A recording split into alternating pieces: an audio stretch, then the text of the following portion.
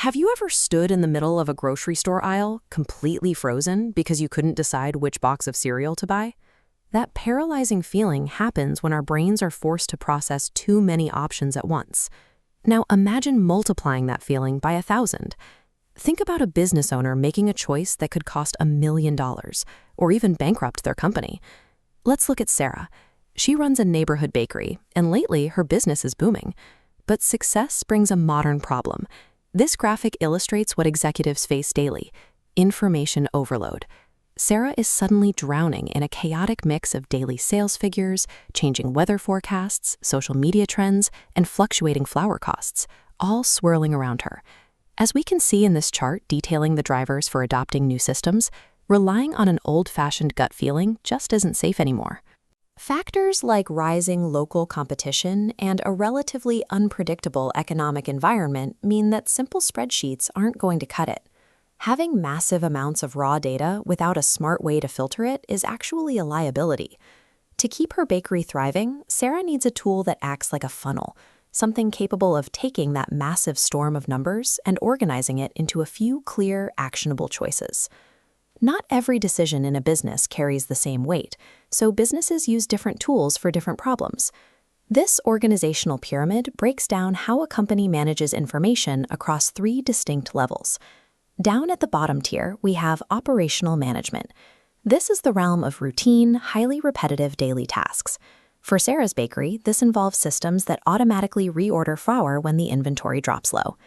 Moving up to the middle tier, we enter tactical management. This is the what-if zone, and it is the specific home of decision support systems, or DSS. Sarah can use her DSS to run a simulation. She can ask the system what happens to her overall profit margins if she hires 2 more bakers next month, or if she decides to run a 20% off holiday sale. Finally, at the very top is strategic management. Unlike the middle tier's focus on immediate tactical choices, this level handles massive 5-year survival plans by analyzing outside economic forces and long-term industry trends. So, a decision support system sits right in that sweet spot in the middle. It bridges the gap between today's raw sales data and tomorrow's long-term strategy. It allows owners like Sarah to safely test out the future before she actually has to spend a dime. Right now, Sarah has a highly specific structural problem to solve. Her bakery lines are way too long. The shop is too crowded, and she is starting to lose customers because of the wait. Let's see how she uses her DSS to fix it. This flowchart maps out the 4 formal stages of decision-making. It starts with the intelligence phase. Here, the system defines the problem and gathers metrics, like wait time and shop square footage. Step 2 is the design phase, which is the core function. The system generates and models distinct alternatives, like expanding her current shop versus launching a mobile food truck. Next is the choice phase. The system presents the simulated risks and benefits. But the system stops there. Sarah has to apply her own judgment and neighborhood knowledge to make the final selection. The final step is the implementation phase. Sarah executes the food truck plan. As the truck hits the streets, the system continues to track incoming sales data to ensure the choice was correct. Notice that the software never made the choice for her. Instead, it stripped away the chaotic guesswork, laying out clear evidence so she could confidently choose the most logical path forward. All of this technology usually brings up a common anxiety.